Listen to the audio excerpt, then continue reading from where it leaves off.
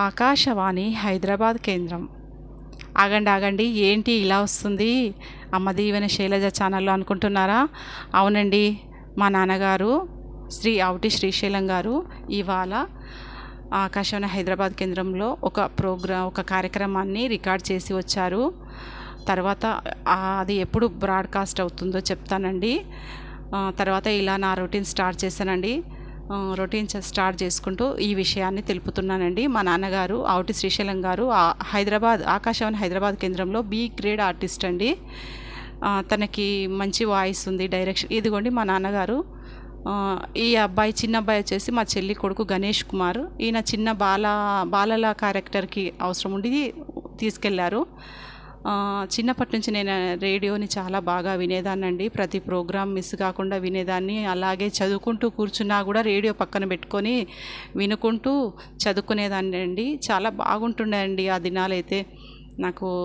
ఇంకా తర్వాత రాత్రికి 8:30కి రేడియో వినుకుంటూనే పడుకునే వాళ్ళమండి. మధ్యాహ్నం లంచ్ టైంలో కూడా పెద్దయ్య చిన్నమ్మ అనే కార్యక్రమం వినుకుంటూ తిని స్కూల్కి వెళ్ళే వాళ్ళము. వార్తలు కూడా బాగా అలాగనే వినేవాళ్ళము.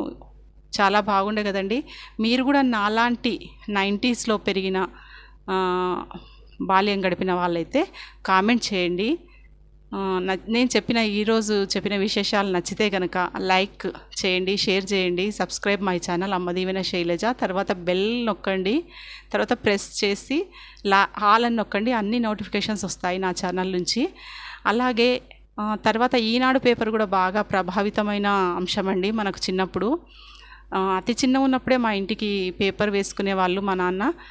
అప్పుడు ఈనాడు పేపర్ చదవడం ద్వారా మంచి గ్రామర్ వచ్చేసింది. ఏ పదాలు ఎలా వాడాలి, ఏ పదాలకి ఎలాంటి అర్థం వస్తుంది అనే విషయాలు కూడా ఈనాడు పేపర్ వల్లనే తెలిసాయండి.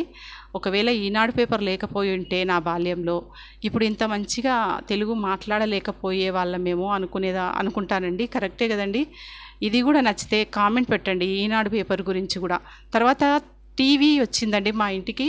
నేను 9వ తరగతి చదివేటప్పుడు, అంటే 95 అనుకుంటా. 95లో ఈనాడు టీవీ వచ్చింది. అప్పుడు ఈనాడు టీవీ వచ్చినందుకే మా నాన్నగారు టీవీ తెచ్చారండి. అలా ఉన్నాయండి నా బాల్య స్మృతులు. Please like, share, subscribe my channel.